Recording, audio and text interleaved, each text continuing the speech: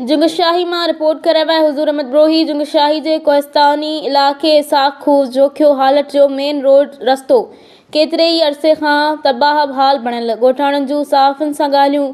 जुंगशाही कोहिस्तान जे सत भाङे चार जे इलाइक़े साख़ू रनपठियाणी तरफ़ वेंदड़ रस्तो 20 साल गुज़रण बावजूदि न ठहण ख़िलाफ़ रवासी दाहूं करण लॻा। हिननि चुत चूंडियल नुमाइंदनि बि असांखे मुकमल तौर नज़रअंदाज़ करे छॾियो आहे। असांखे वॾियूं तकलीफ़ूं कटणियूं थियूं पवनि।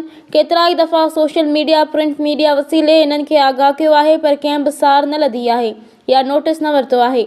बीमार माण्हुनि लाइ अगरि कंहिं सवारी खे घुरायूं था त रोड जी हालत जी हिसाब सां ॻाढ़ा किराया ॿुधाया था वञनि। अहिड़नि ख़्यालनि जो इज़हार कामरेड शफ़ीक जोखियो, मुज़फ़र आलम जोखियो, मामा इस्माइल जोखियो, तुराब अली जोखियो, खैरो जोखियो ऐं आलम जोखियो कयो। इन्हनि मुतालबो कंदे घुर कई त ख़ुदारा लाॻापियल इदारा फ़ौरन नोटिस वठी रवासियुनि मां असांखां समायल मायूसी ख़तमु कई वञे।